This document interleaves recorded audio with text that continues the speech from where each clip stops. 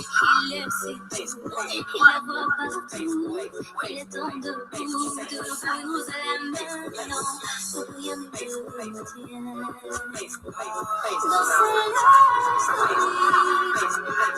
Dans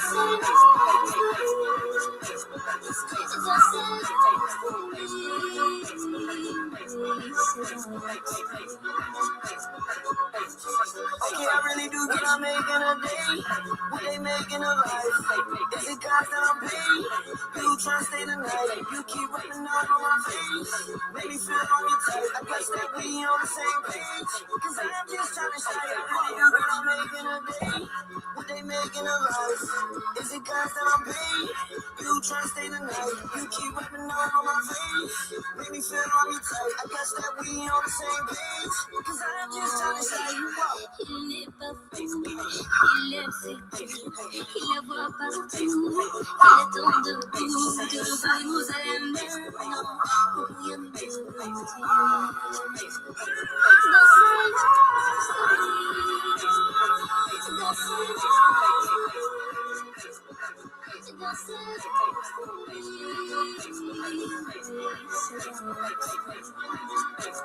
I don't even know which sex it's for. It's for. And she got it done. Like the way she falls. And she gon' perform. Sing along. She must not keep going. I don't even know what she said, but this is what I hear in my head. What's going on, Conscious Crew? It's your favorite breakdown commentator. Welcome to another riveting episode of the Consciouztv platform. You already know what we're here to get into. Before we do so, please go ahead and thumbs up the video until it's absolutely stuck. You guys know that thumbing up the video not only helps with YouTube's algorithm, but more importantly, it triggers up YouTube's notification system. So when you are thumbing up the video, you are literally knocking on the digital door of another Conscious Crew member and telling them to get their black asses into the sanctuary. Also, if you enjoy everything the King does here, you can always donate to the platform at $Consciouztv and or paypal.me/Consciouztv. That is conscious with a Z on the end, spelled just like it is here on the channel. All donation information and social media handles are in the description box below. Also, make sure that you have your notification bell set to all so that you never miss a day or hour when the King is in fact King. And last but not least, please share the stream out to whatever it is you have digital community, whether that be your YouTube community wall, your Snapchat, your MySpace, the dark side of Twitter, Tumblr, or your personal OF. I don't really give a damn where you lay the link. Just let them whores know that we're loud, live, and in color. And with no further ado, let's go ahead and push on through.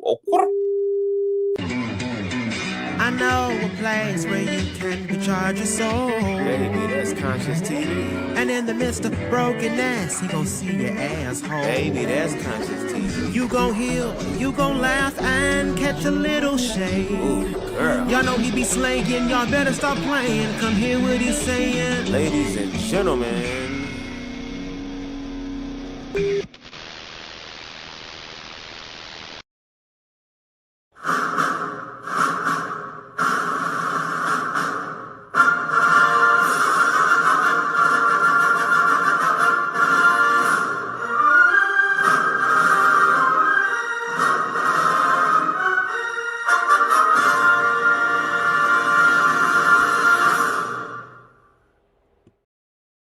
All right, TGIF, happy Friday, Conscious Crew. Shout out to my moderators and the Conscious Crew. We're going to go ahead and jump straight into the shenanigans of it all. So first thing I want to open up with is gospel singer Yolanda Adams, who has decided to use her privilege, use her proxy, and use her voice to amplify affirmation toward the LGBTQIA community. Okay.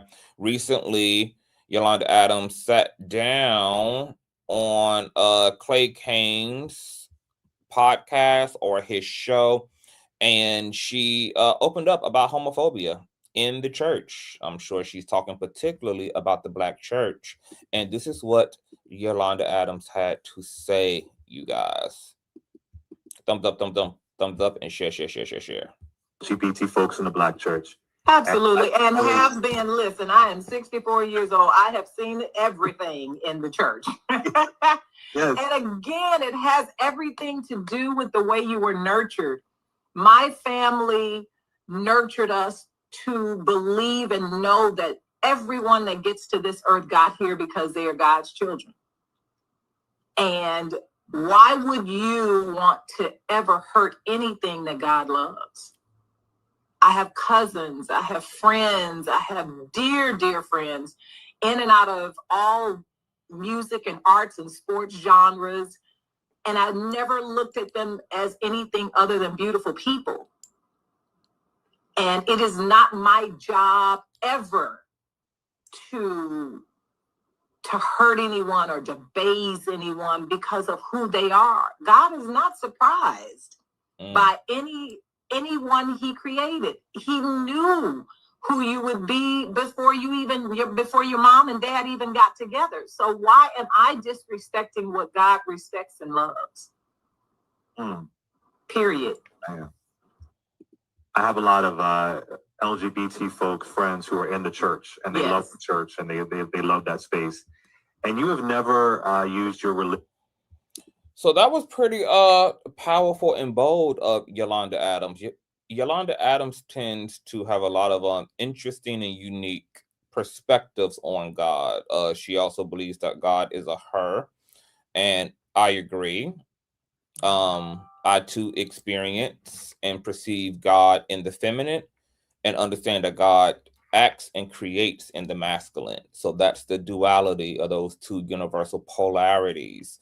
But this was really interesting for her to say at a time, especially like this, where LGBT plus individuals are suffering a lot of immense political violence. You guys know that this administration came and pretty much railroaded over a lot of the protective legislation that was put into place by Obama, by Biden, etc.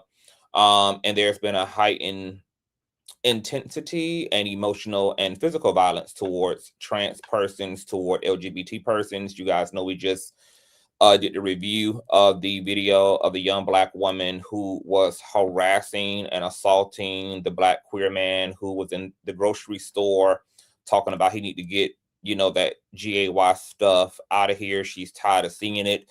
A short update on that. She was recently arrested, okay?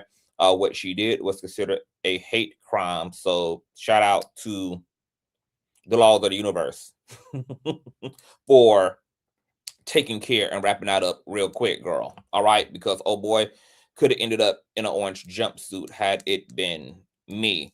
So Yolanda Adams speaking this way, I'm sure is very important. It means a lot, especially to a lot of LGBT people who are still tethered to the Black church, still tethered to religious systems. Thank God we're living in an era where there's affirmative churches. There are genuine, loving, welcoming spaces for queer people to get their worship on, to get the community aid and resources that they need within.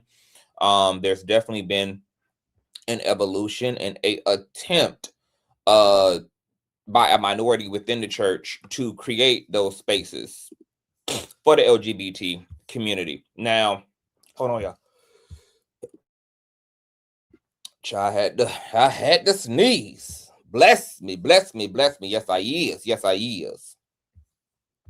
So what's interesting is that, segueing into Donnie McClurkin and his struggle with his sexuality, etc. It's important that Christianity creates some type of a standard and some type of a rites of passage in order to become a leader and a teacher within the movement, because the Bible is not something that can be taught just any old type of way. It's not a book that you can take at face value, because the Bible is allegorical, it's metaphorical, it's astrotheological, it is poetic, it is metaphysical. And if you don't have that type of lens and that type of intellectual capacity, and you also don't understand the historical context of scripture, baby, you can teach that word in a way that will create wars, that will drive people to take their lives, that will turn a decent society completely upside down. And we have seen all of that play out throughout the dark ages of the church, where because of people's ignorances within and about Christianity, millions of people were burned at the stake and persecuted unjustly. We know that Black and brown and indigenous Indian people were justified into slavery because of people's interpretation of that word. We know that women have been grossly and profoundly oppressed due to misunderstandings and ignorances and a weaponization of scriptures. I mean, almost every crime that has been committed, including pedophilia, has been justified through wrongful and erroneous interpretations of scriptures.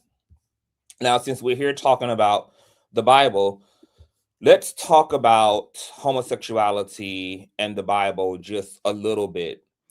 What's interesting is that the two Greek words, malakoi and arsenokoite, were combined to create the word homosexual that appears in translations after 1946. And there are literally whole documentaries on how homosexuality got within the Bible, what the historical context is of homosexuality within the Bible, what the Bible is talking about when it speaks of homosexuality. For instance, malakoi translated as effeminate, having the traits of a woman socially and sexually, and arsenokoite translated as men who exploit men sexually to gain social power. Now, what's interesting is that modern translators took two words that describe behavior and made that behavior into a kind of person, hence a homosexual. What's funny is that earlier commentary literature, which were books that nuanced and expounded upon the meanings of words. For example, the word malakoi, which translated later as homosexual, according to those commentaries, actually described someone who is soft, a coward, lazy, decadent, can't tolerate manual labor, indulges in sex and alcohol, love gourmet food, reads too much. In other words, what today would be considered a privileged person, someone born with a silver spoon in their mouths, or in what we would call in other regards, an incel, upsy-ass nigga. And all those characteristics would get later translated as homosexual, the M effing gag, right? The second word, arsenokoite, is a compound word that combines arsen, meaning male, and koite as bed. So you get male bed when combined. Now, scholars struggled to figure out what the context of this word was because arsenokoite over a 600-year period was only found in use in about 100 or so literatures and was assumed by scholars to be a word Paul practically made up. Scholars don't know where the word really came from, but it appears for the first time in the letters of Paul in a text called the Second Sibylline Oracle. And the context of this word in every single case is abusive behavior. Now, in the historical documents of Sibylline oracles from the 1st century and the Acts of John from the 2nd century, where there's two distinct lists. One list, economic sins, and the second list is of sexual sins. Guess where the word arsenokoite is at? It's on the list of economic sins and was associated with economic exploitation by means of sex. So you can think of people like R. Kelly, P. Diddy, Jeffrey Epstein, Harvey Weinstein, a word that was contextually associated with abuse of power by means of sex, using sex for social or economic gain. Think of gold diggers, adult entertainers, prostitutes, opportunists, unjust or coercive use of another person sexually. This word arsenokoite would later be translated to homosexual, just like malakoi. How about that? Now, in either descriptions of those two words, do they describe a sexual orientation? No, they describe behavior that can apply to anyone privileged, lazy, or exploitative, not sexuality. Even in earlier lexicons, as far back as 1581, the translation for arsenokoitai from Greek to Latin was the word pedico, which translates as boy molester. Do you see where I'm getting at?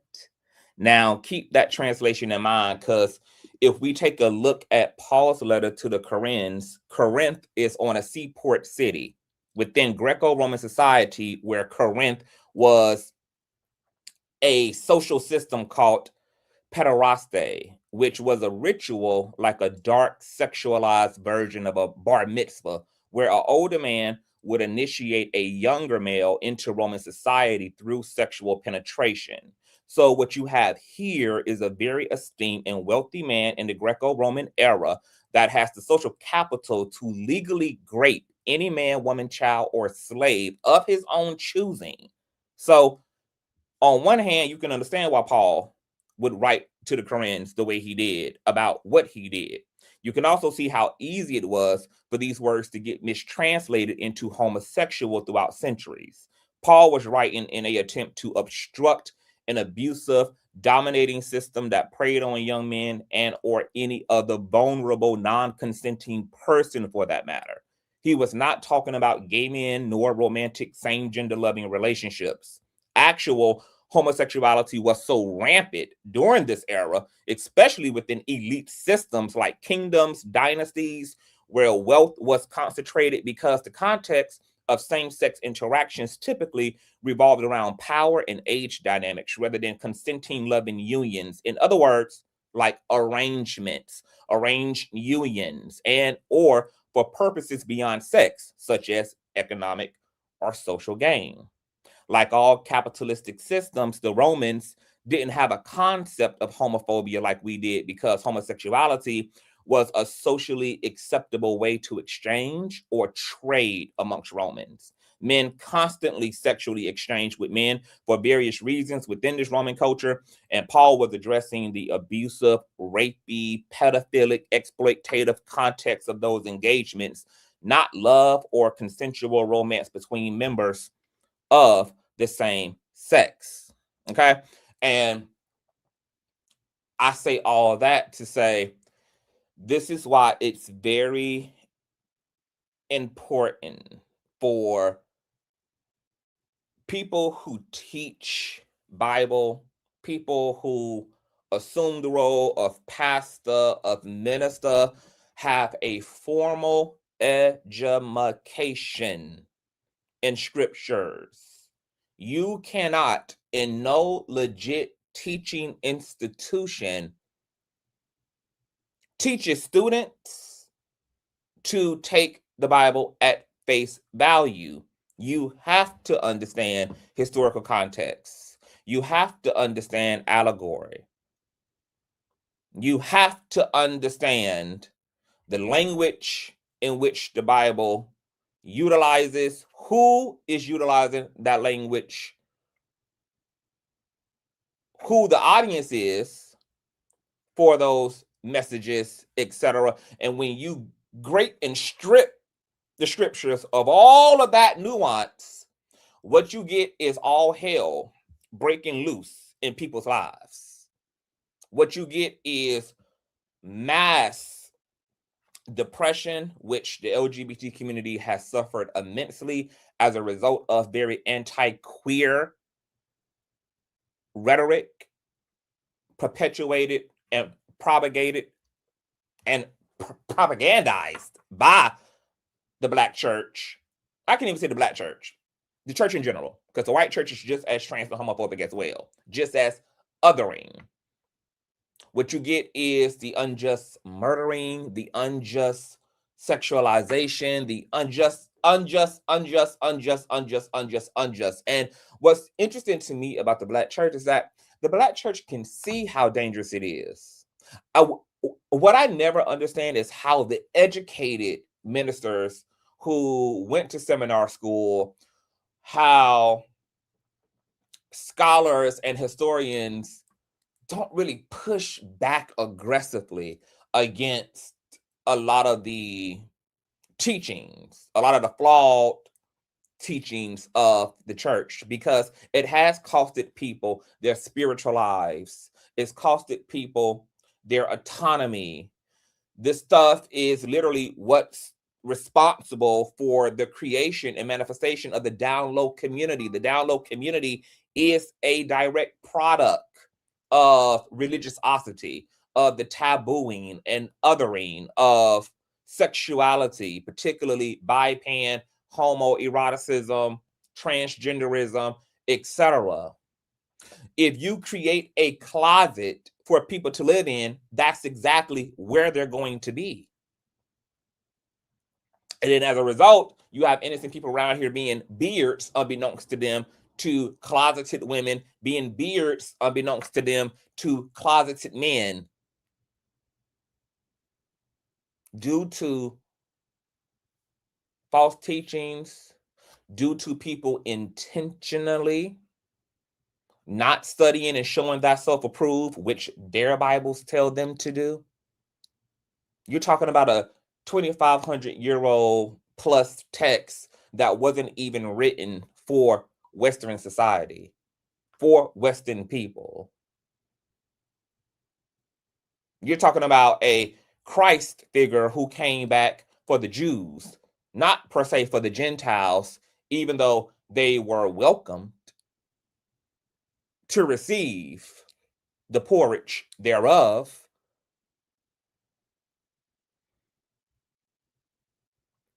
You just can't take these literatures and just run off into the wilderness and get to sprouting and shouting without any academic understanding of what you're talking about, because this book has changed the world and changed and created systems and changed societies for the better and for the motherfucking worse.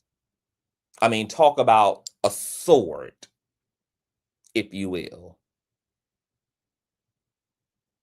Now, speaking of closets, let's move into Miss Donnie McClurkin, because you guys know Donnie was sued by a formal mentee slash employee who claimed that back in the early 2000s or mid 2000s that he pretty much was essayed by Donnie McClurkin under his leadership and tutelage over the course of 6 years. Everything from oral and anal sodomy took place. An abuse of power is claimed, harassment, gang stalking. I mean, everything under the sun. Now, you guys know we have laid that thing down, flipped it, and reversed it, okay? And extracted some very interesting things from the lawsuit, which, according to the email that Mr. Corletto published of Donnie McClurkin allegedly apologizing for being a dirty old man and sexually preying on him, within Donnie McClurkin's dissertation or his so-called apology, he seemed to have also stated and acknowledged that him and Mr. Corletto were in some type of an entanglement that was mutual and consenting to some degree, because he talks about how he's more of the aggressor sexually, but Mr. Corletto pretty much only wanted to play softball and cuddle and hug and do first base things. He also finishes his dissertation by saying he will see him next week. So there seems to have been life after this email between Donnie and Mr. Corletto. So it's got some people not sure really what to think. Some people believe that Mr. Corletto is putting 20 on 10. Other people believe that Donnie McClurkin is everything that Mr. Corletto states that he is, and we are going to get into why some people are thinking that. Donnie McClurkin has spoken out via his lawyer, and he has now come out and spoken via his social media pages and vehemently and categorically denied these claims and allegations and say there is zero truth to the claims before him. Now, Donnie McClurkin said he has not been sued yet. I mean, he's not been served yet. However, when he effectively gets served, we'll then see what his direct and legal response is and rebuttal is to these allegations, and certainly to this email, because I'm curious to know how he's going to defend this email. Yeah.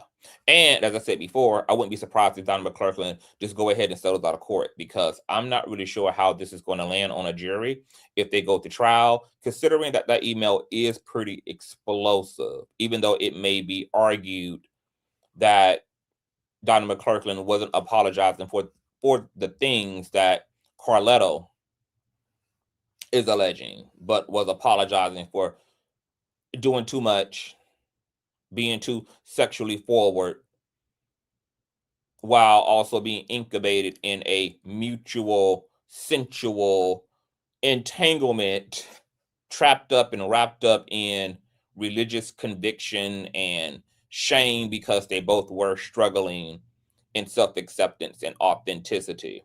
So let's listen to Donnie McClurkin speak more directly to this lawsuit and these claims. Now, he's going to start out singing an old Negro hymn, and I do wish I could fast forward this, but I can't. Oh, God. Is it just me, y'all?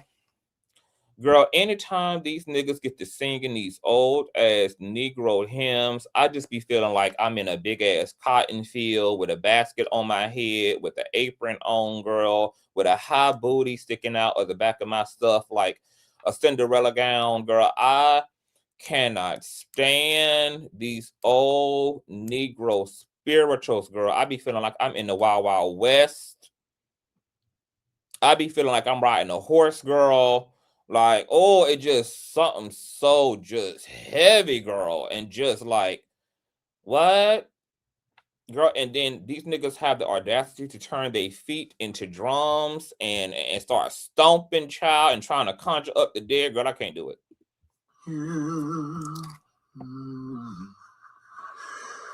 I will be with you. I will be with you. If you will only trust. Girl, don't they just be singing like they're guilty, girl? Like, this sounds like the song of a guilty man, baby. It sounds like you just pleading, girl. They're just pleading, child, in your sorrows before the Lord, girl. Like, I don't understand how this stuff be making people feel good, because it makes me feel the damn opposite. Trust me. Trust me. I'll never leave you. I'll never leave you.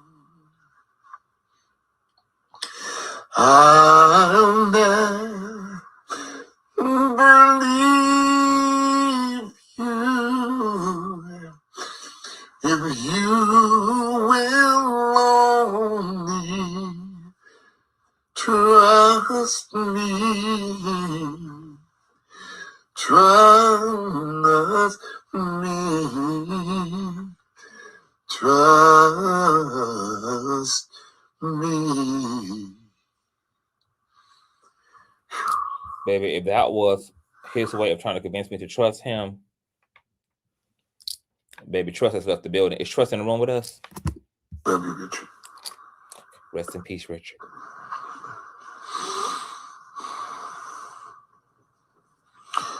I will. Does Donnie am I the only one? Am I the only one who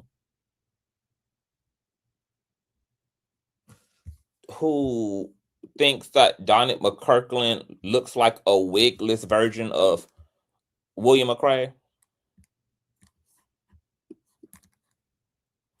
Is it just me? Am I the only one who thinks that Donnie McClurkin looks like a wigless version? A wigless and makeupless version of William McRae.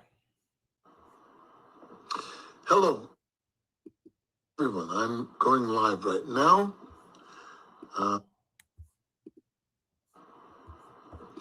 Hello, everyone. I'm going live right now. I don't usually go live on Instagram at all, but I wanted to come on to address something. So I'll give you a few more moments for everyone to get the notification. I see everybody's getting the notification very quickly. Hold on. All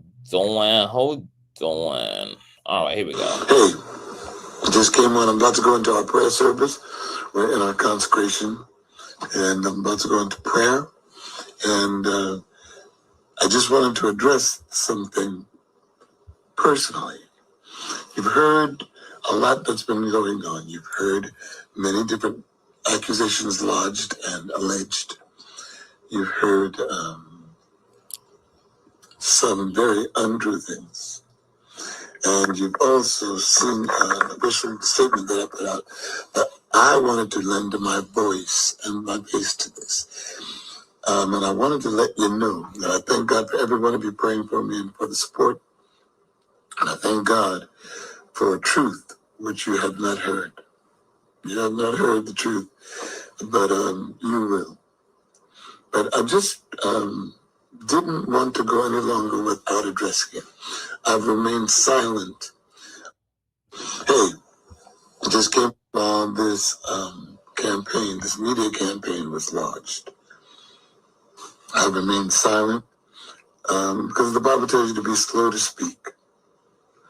Slow to speak, quick to hear, and slow to anger. And so I had to sit back and I had to pray because there are people that look for this to be true. There are people that have already formed their opinion based on the strategic approach of defamation that's gone forward. But I just want to let you all know from my mouth to you, from my heart to yours, that it's unfortunate that I'm trying to be delicate. It's unfortunate that such allegations have been lodged. I don't understand this machinations of the young man's mind. He's not young, really. He's 40-some-odd years old. But I haven't seen this fellow in over, well, now it's 11 years, since 2015. And I haven't spoken to him since that long either. But people do things for different reasons. Most of them are monetarily motivated. And it's a shame. It's a shame because to consider yourself or to proclaim yourself to be a victim of something that didn't happen discredits the people that it has happened to. And it's a shame. But the one thing that I do know is that truth will always prevail. And the disturbed minds of other people, machinations of the young man, cannot prohibit the truth from speaking loudly. Although a lie is very loud and boisterous and quick, the truth is very slow walking. And it takes a moment, but it comes to the foreground. I just wanted to let you all know. Although this has caused much controversy and it's caused people to formulate opinions and it's caused people to vilify and to ridicule. The one thing that I can say is I've tried my best throughout all these years to be transparent. I've tried my best and held up the standard of Christ as best I can. Flawed in many ways sometimes, but transparent. And I transparently tell you that this is all fabricated and untrue. And I'm praying for gentleman.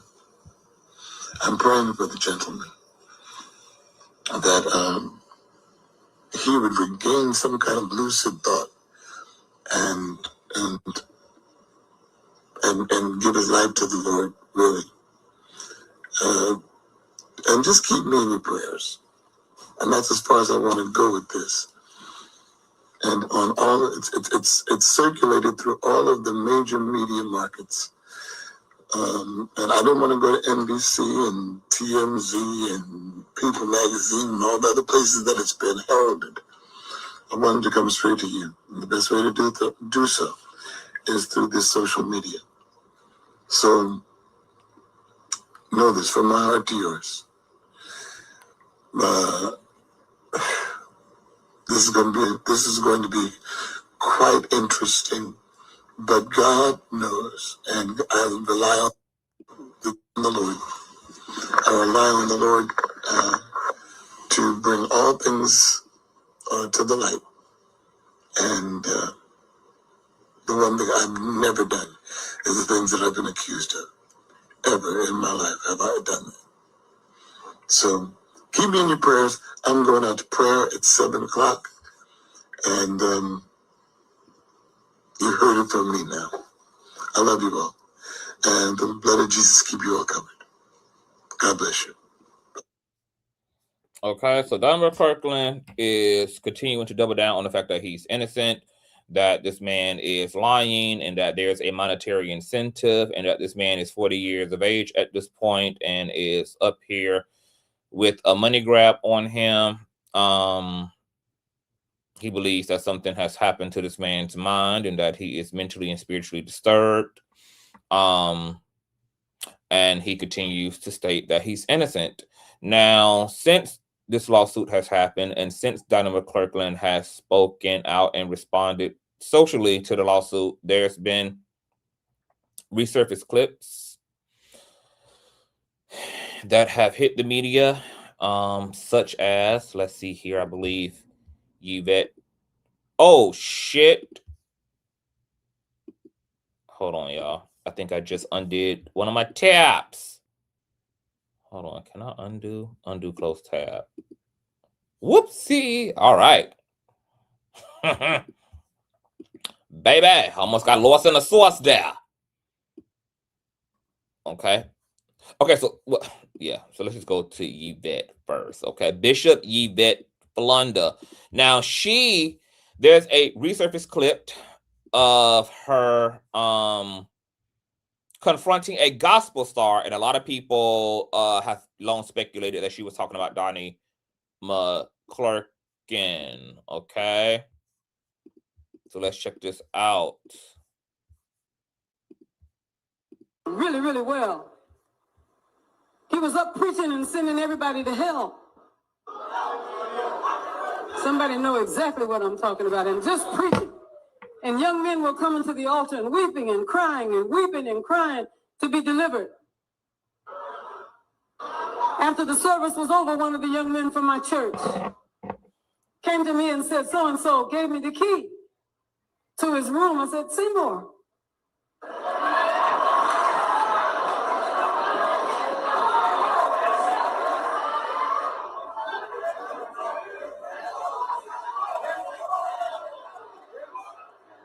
I said, say more. He said he gave me the key to his room and told me what time to get there. I said, so give me the key, son.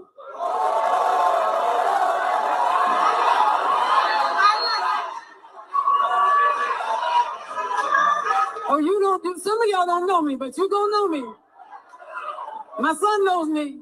My sons and daughters know me. They know me. Give me the key. I went to the well-named gospel music artist. I said, did you give this key to your room to my son? And well, yes. I said, so exactly what is it? He said, I said, you just got through preaching. All those boys are weeping and crying.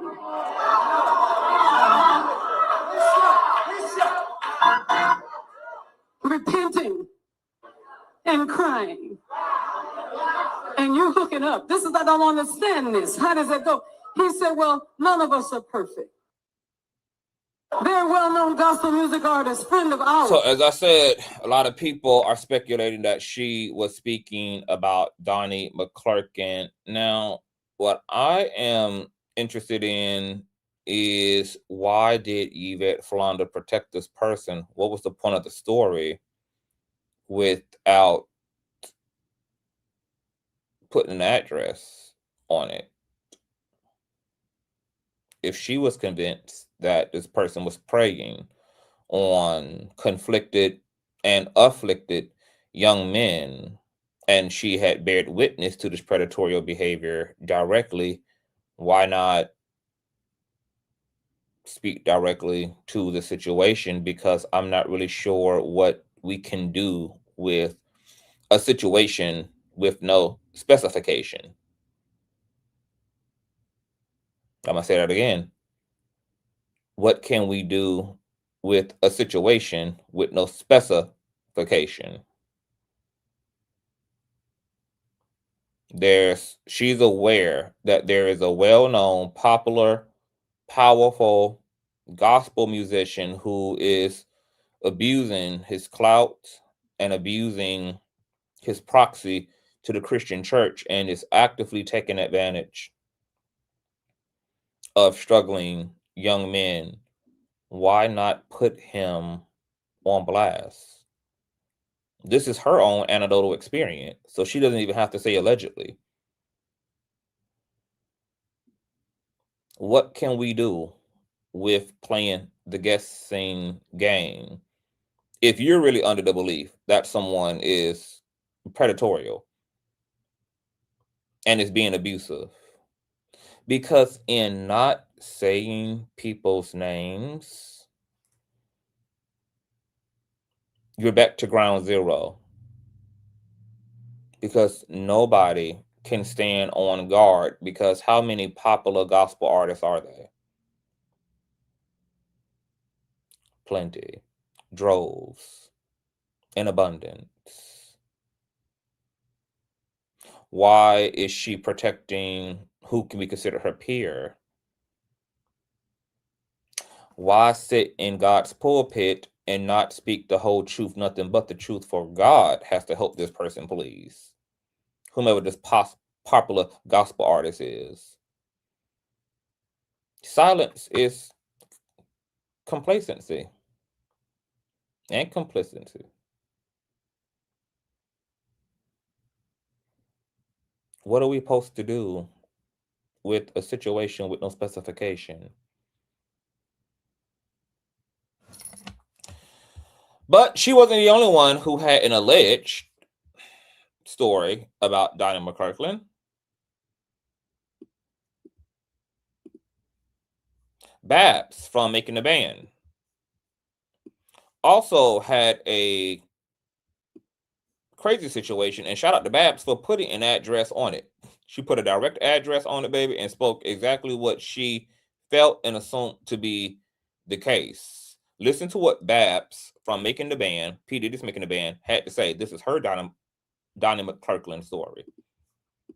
A little bit of something about Auntie Donnie because it's somebody else's business, and I want to say God bless the dead to one of my good friends.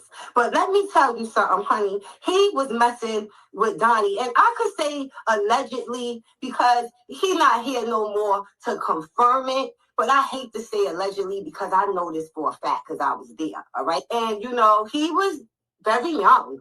You know, and when they started messing around. Underage? Yeah, underage. He wasn't, let me just say, he wasn't a baby. Allegedly, as the relationship went on, he became a legal age, allegedly, in the relationship. My friend, he was in the church. And a lot of times they was treating him funny in the church. My friend was very flamboyant. And so they had this relationship allegedly going on. And then when my friend, he passed away. And at the funeral, the pastor went off because the pastor knew about Donnie allegedly, right? And so the pastor was upset that Donnie was not there. Allegedly, he was very upset. And, you know, he had to make it be known that Donnie allegedly should have been in the building. and, you know, show your face. At the funeral, Babs? At the funeral. In Queens, New York. I can tell them, and you can take it how you want to take it. It doesn't even matter to me because it's 2026, and I'm tired of not talking when everybody else is talking. I want to be in a conversation too. If I really want to get messy, you know what I'm saying? We could start the hotline, and I could have 5, 6 people call in on the hotline to confirm my allegations. What?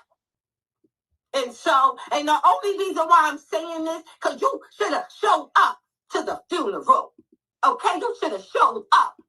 These people are so effing out of their fucking minds, including Babs with the Synthetica bust down on, including this pastor that she's referencing. So you're claiming that the only reason you're speaking out is because you're upset that Donnie McClurkin, who you just categorized as a pedophile and started dealing with your friend while he was a minor, did not honor him at his funeral. And then you're going to say that the so-called presiding pastor over the program was also upset because the person y'all call and categorize as a pedophile did not show up to honor the death of his victim. Are you people fucking y'all? I am scared of other human beings. Like I have people PTSD. And I think what freaks me out even more is how these people talk out of their mouths.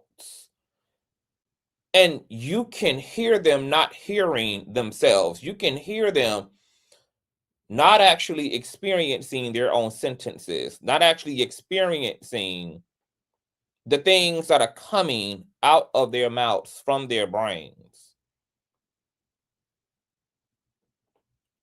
They're not even more upset that the dead friend was a victim, but only are punching down on Donnie McClurkin because he didn't show up to the funeral after he's being accused by the same person telling the story of dating this person when they were underage. Is Babs okay?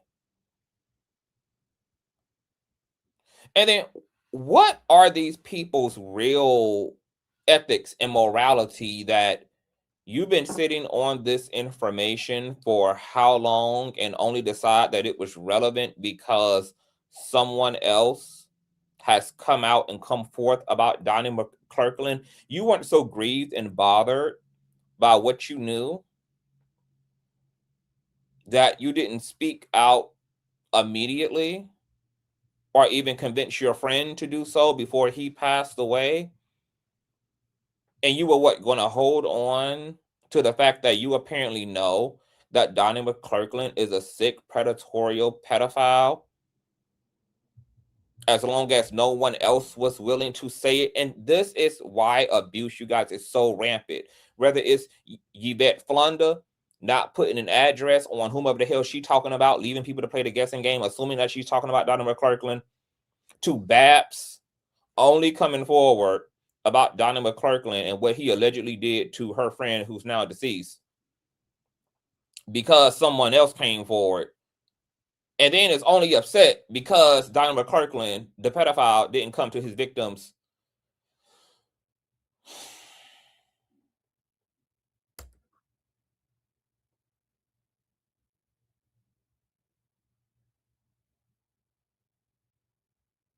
She literally said the man allegedly started dealing with her friend when he was a minor.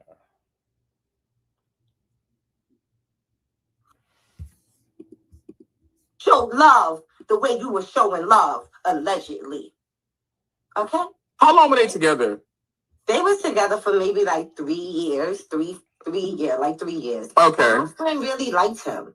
But the fact that my friend was open, well, allegedly, fact that my friend was open and Donnie wasn't really, you know, he's going back and forth, he's hustling it. I guess he couldn't, you know. Did your friend ever say Donnie mistreated him like how this person is alleging, and they're like, the thing about it is, I don't think she's lying at all. I think Babs is telling the whole truth.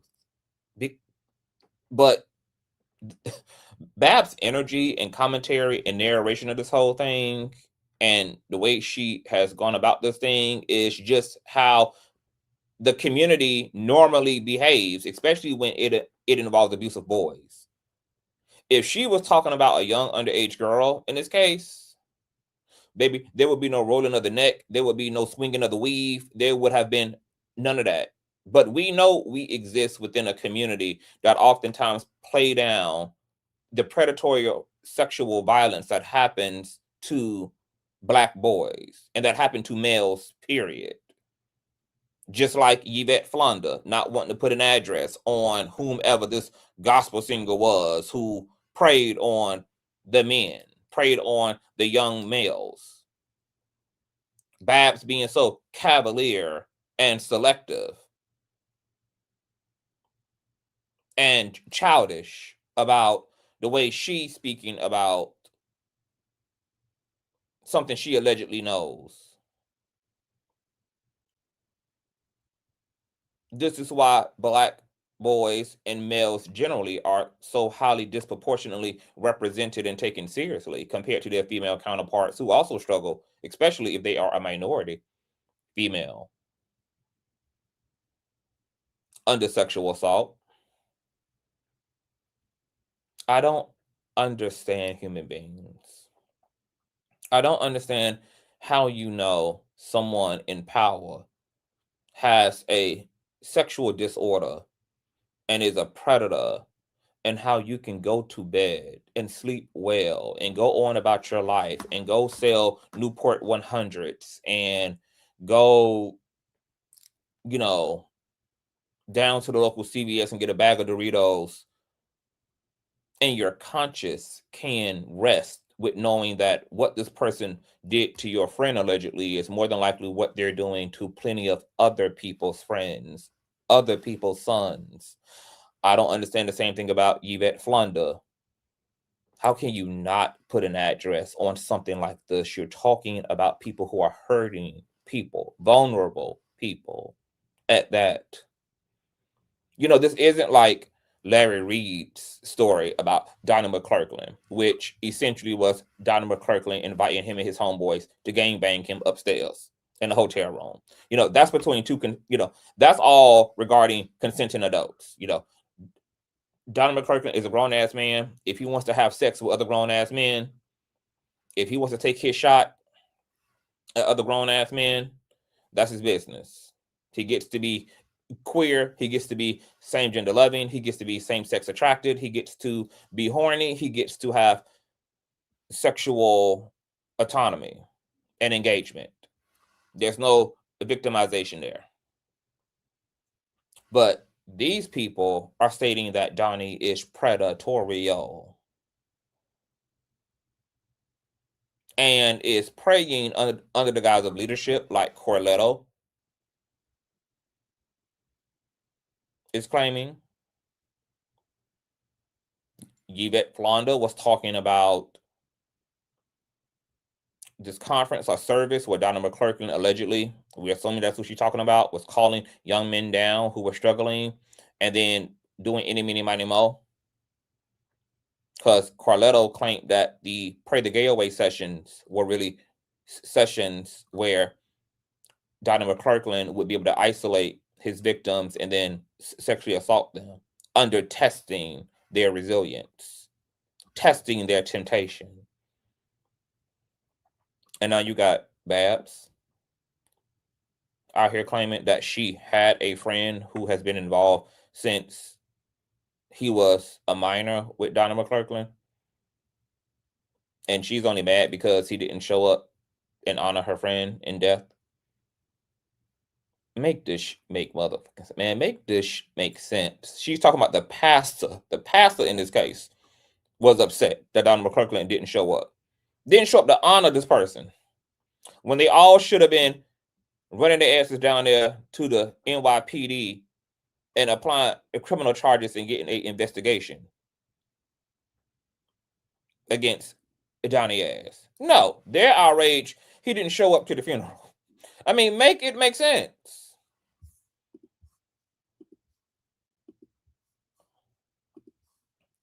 Then we have this. Gospel singer Donnie McClurkin discusses struggling with sexuality. I didn't know really what a woman wanted. I've messed up more than I've had good. My past relationships were a sprinkling of everything, men and women. I don't know how to do this. And because of that, when things get rough, I go back into my safe place, my music and my ministry. I want to lay down next to somebody that's going to be with me for the rest of my life. I really do. I miss the fact that I did not have the family unit that I could lay next to my spouse with my baby on my chest and be the quintessential dad that raises up a family like I saw in my dreams and I wanted in my heart. So never having a long-term relationship in my life and never being married, my thing is I chalk that up. I'm gonna probably be alone for the rest of my life as far as a mate is concerned. Happiness is something that's relative. I've got joy. Joy is consistent.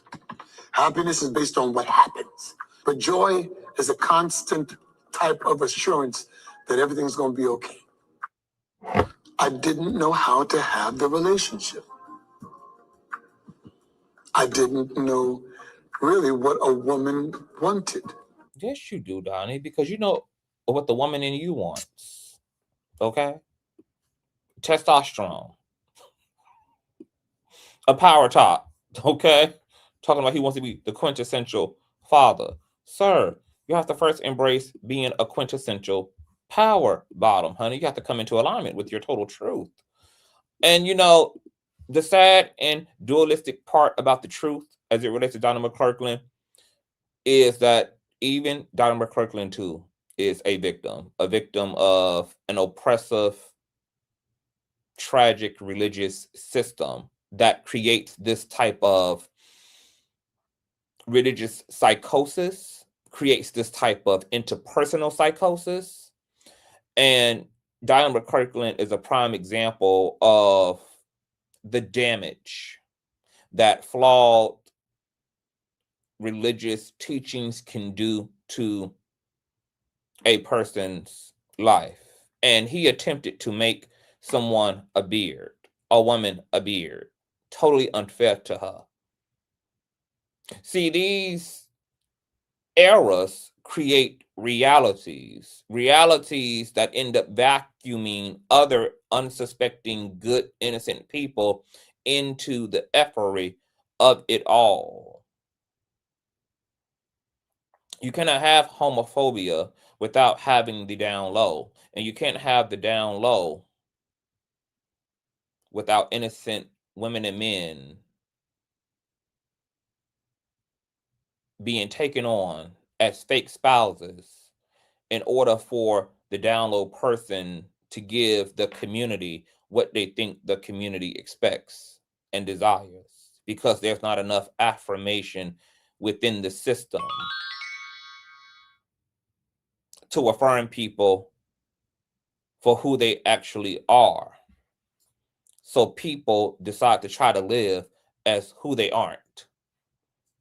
And then we will fixate and focus on the down low rather than focus on the structural variables that create this type of phenomenon, which is what has to actually be addressed in order to free up people who are trapped in closets of religious and cultural makings. So Donnie McClurkin allegedly being a predator and a abuser is also a byproduct of the same system that for a time got the best of Mr. Corletto, that's potentially getting the best of Tyler Perry,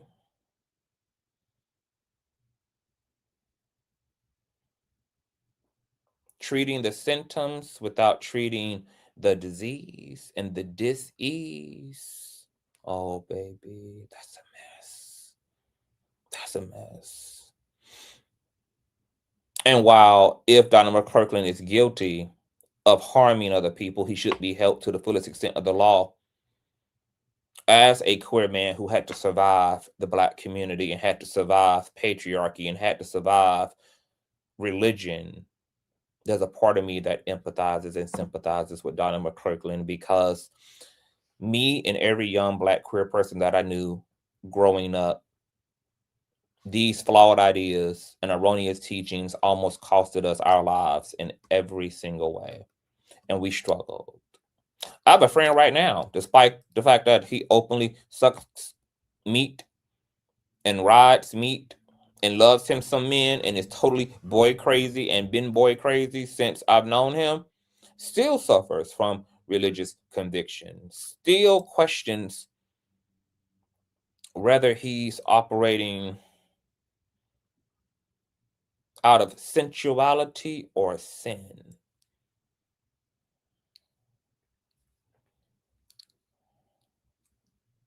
Out of truth or the devil's temptations. And if you haven't gotten into the Bible for yourself to understand and break down Greek and Hebrew and context, you would take on an interpretation from people who don't know any better and have not done the work either, and try to revolve and live your whole life off of somebody else's word. Baby, your soul salvation is too real, and the quality of the one life that you know you have is too much at stake to be willing to live it uninformed, to be willing to live it solely and exclusively on the word of someone else.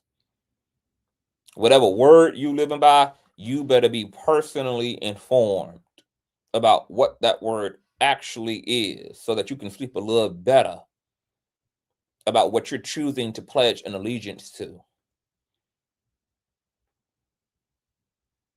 Because even though it's the 21st century, baby, there are still so many LGBT folk trapped in that religious closet. Last but not least, we have this individual here. I'm not sure what their pronouns are, but this was sent to me by Rumors and Tea. And this is captioned, "Let's discuss Donnie McClurkin, ex-gay ministry, and systemic harm." I originally posted this video in April of last year after learning from many theological colleagues that there was a growing concern that Donnie McClurkin was utilizing his ex-gay ministry to conceal his perpetration of abuse. Now, with new accusations coming forward, I want to revisit this piece of the harm of an ex-gay ministry. I will follow up soon with the video addressing the new allegations. This video features a clip of Yvette Flanda, who powerfully expressed concern about his behavior in 2013. Yvette Flanda also expressed concern in a Facebook post that his ministry was causing harm. I want to cite her and give her flowers for bravely calling this out years ago. Okay, so she did call him out in a Facebook post, so we are going to give her a credit for addressing that in terms of his ministry. But she definitely should have also put an address on it as it relates to that personal story that she told from the pulpit, which is probably what this individual here is about to show before they give their commentary. About is the story of Lot and Sodom and Gomorrah. And something he says is queerness is not violence and violence is not queerness. This conflation that we've done through biblical text to say that sexual violence is the same thing as queerness. And even in Donnie McClurkin's testimony, as he talks about being delivered, he roots it in the story of his own experience of violence. He roots his sexuality, being rooted from the inception of violence. And this is not true. And this is how we have misconstrued queerness to be a bad thing, versus holding the man that harmed Donnie McClurkin accountable. We're saying queerness caused the violence. This is an inappropriate and a misrendering and a misconstruction of what queerness is. You have no idea how many times I gave myself away trying to find myself. just trying to feel love because my daddy didn't cover me.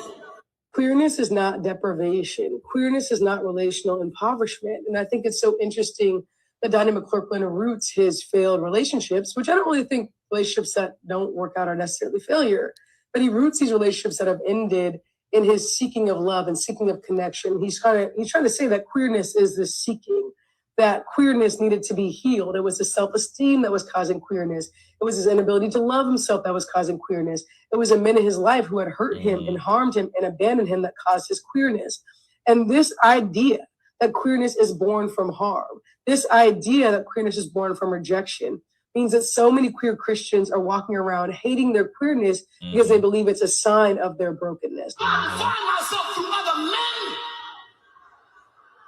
in the church, in the grand old church. Now, again, what's so sad is if the sermon wasn't rooted in ex-gay theology, if the sermon wasn't rooted in homophobia, there could be a more robust conversation about the men who preyed on Donnie McClurkin when he was a young boy.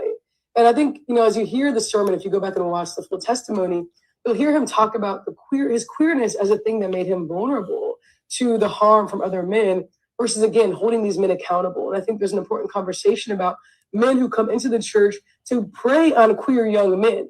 That is not the issue of the queer boys that are being preyed upon, but the adult men that are coming into churches and looking for young men that they can victimize and harm. Ultimately, and I've buried the lead here a little bit, is Reverend Yvette Flunder has called out Donnie McClurkin for preaching in this way while still living as a queer man. And I want you all to hear what she has to say about how he has called people to the altar, made them weep and cry and mourn about their own queerness, has made them lament their own humanity, while asking these same young men after these testimonies to come back to his room. Let's listen to what she has to say. Very well-known gospel music artist, friend of ours, somebody that Nita and Greg us know really, really well.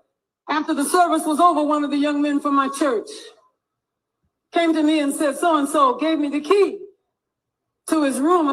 Donnie McClurkin is a reminder that pastors will cage themselves in unlivable theologies and then ask, why won't you live here with me too in my suffering? And he's a reminder that pastors will lie about how they're living in the name of spiritual status. So many pastors create shame, create harm, create inner turmoil for young people by lying about who they are so they can maintain their spiritual prowess. This is harm, this is violence, and it's a reproduction of the internalized homophobia that lives inside of these pastors. Something I say as someone who is a queer person, who is in a loving relationship, who has a beautiful, full life, and who is also religious, is queerness is abundance. Queerness is how I learned to challenge the toxic theology of my past.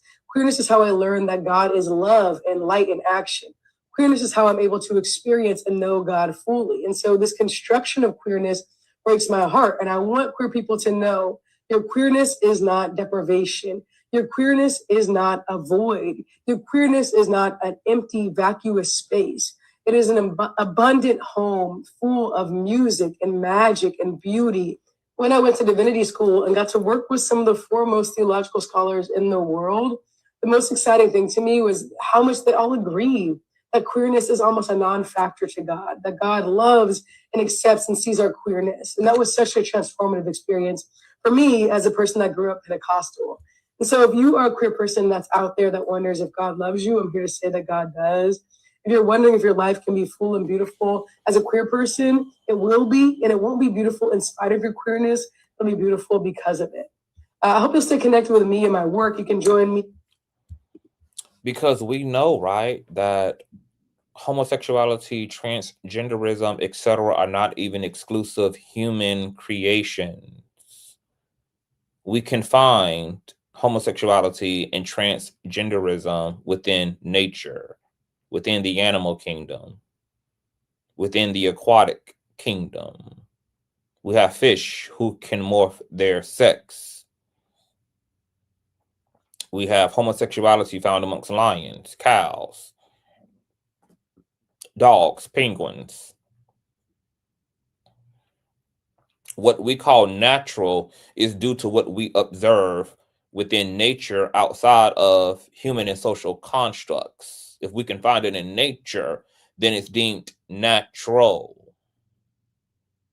So the question of homosexuality, for those who believe that the Abrahamic God is against homosexuality not only has the task of rebutting that within humanity, but they have to also rebut that within Mother Nature, the same God that they say created all and created that natural world, created all of those other non-human entities that we cohabitate with on this planet in the form of animals, other living species. What humans are doing in their same-sexness, what humans are doing in their transgenderism is a part of a broader phenomenon. It can be argued that transgenderism is largely due to the fact that the soul ultimately is genderless, which is why it can experience itself different than the body that it's downloaded into or occupying or personifying itself through.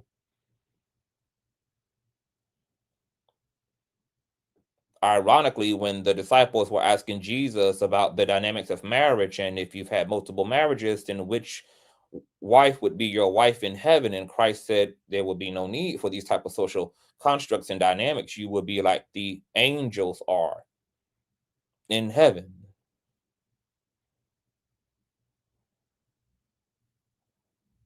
Christ spoke about eunuchs who were born that way from their mother's womb. We know that the term eunuch has a three-part meaning.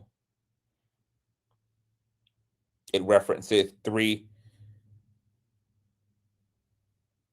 different types of persons or occupations.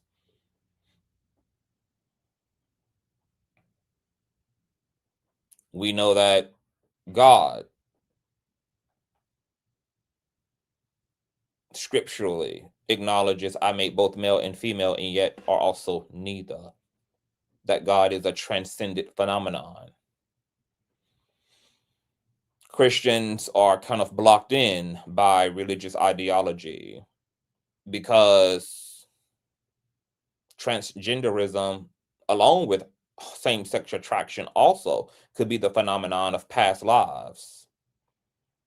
I know a mystic who believes that homosexual men and women have those desires as a result of spending a lot of time in a body that was opposite of the sex it is currently. So what he was alleging is that gay men probably spent a lot of time as women in previous incarnations. And as a result of that continuity and consistency as one sex, there's some bleed over into their incarnation as a male. Same thing for gay women. You can also argue that could and can be the case for transgender people, that trans women spent a lot of time consecutively as female in previous incarnations. And that's why they have such a strong conviction about being female, despite being born in a male body, and vice versa for trans men. There are so many fascinating trains of thought and mysticisms, explanations, truths, wisdoms that perfectly allow for there to be framework around queer people, around homosexual people, around trans people. And even if you remove, right, all of the philosophy, all of the ideology, all of the framework, the reality is, even from an atheistic standpoint, is that considering how much knowledge exists within the multiverse, human beings know a 0.00000000001% of that knowledge. We have no idea how the universe actually fucking works. All we know is that it emotes and that it creates, that consciousness creates. We have no idea where consciousness comes from. We assume it comes from a higher realm. Some of us call it God. Some of us call it the eternal, the ethereal. These are all assumptions and frameworks in an attempt to understand what ultimately is a mystery, which is reality, which is existence itself. Who are we? What is all of this? Why are we here? Where do we come from? And why are there all these frameworks around reality? All these philosophies, all these religious takes on life. Now, Pastor in the chat asks a very interesting question. Let me see if I can get, where is it? Is Donnie McClurkin a predator by nature, or is it due to religious authority, aka the church? Oh, here it is. Hey, Pastor. That's an interesting question. Because, earlier I described the download phenomenon as a type of religious psychosis. That when you strip people of their authenticity, when you attempt to create an ideology that disrupts people's humanity, the things that are organic, things that we cannot control, our race, our ethnicity, our genetics, our orientation, our sex, you're going to get a mutation of consciousness. You're going to get a distortion of consciousness. And in that creates a psychosis. In that creates split and dual consciousness. In that creates a light body and a dark body, a light body and a trauma body. And when people have trauma in their minds, it informs the way the body moves and shows up. And I don't think we've done enough study to know whether these people who end up as predators or predators due to environmental factors, or is it somehow in some way a part of their very nature? Because we have so not specialized in compartmentalizing the issue and truly non-biasly investigating the issue and the phenomenon without our biases blanketing this type of expression and self-expression, like this person in the video said, we don't even have enough information. But what we do know is that it absolutely does leave brokenness behind. And what we absolutely know needs to happen is we have to clean this up. We got to clean this up as a people, and the body of Christ absolutely has a sworn duty to clean it up.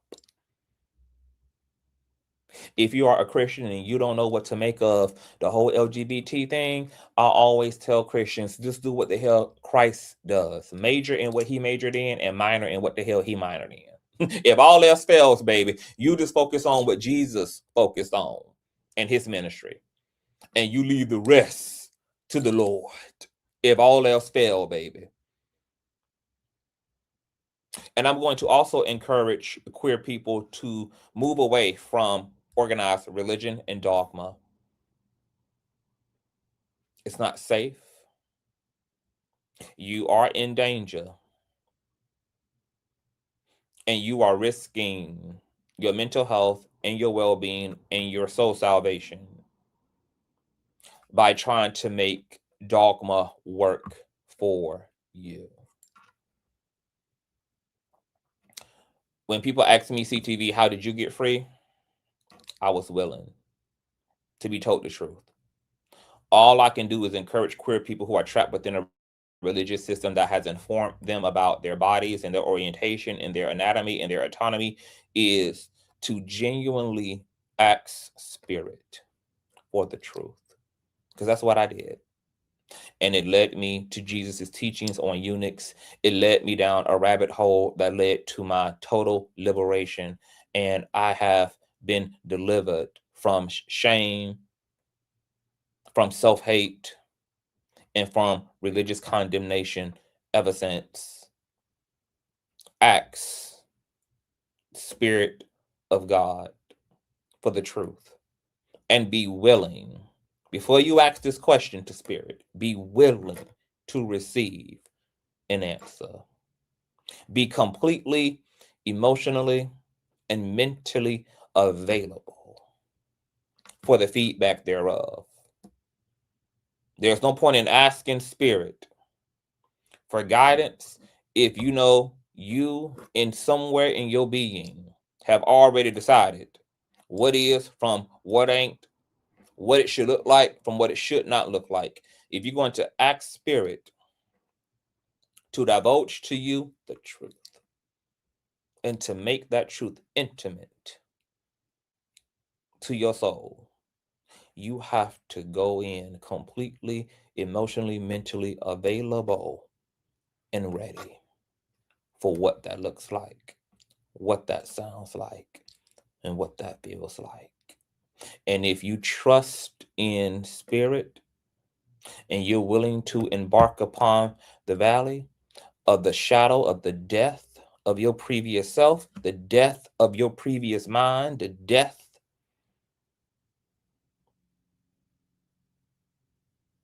of your self-righteousness, the death of your socialization, the death, thy rod will be with thee and prosper thee.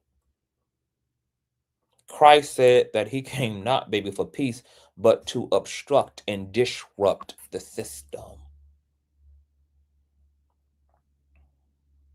To reform and refine you. Because from the renewal of your mind leads to the renewal of your life. But you can't get there holding on to what you also are burdened by and trying to be free from. So if you're going to posture yourself before Spirit and you're going to seek truth, you're going to seek the love of God, you've got to go in arms wide open. Oh, yes, you do. You got to go in arms wide open. Because so many people are suffering from religious and interpersonal psychosis due to flawed cultural and social ideas and flawed religious ideas and teachings.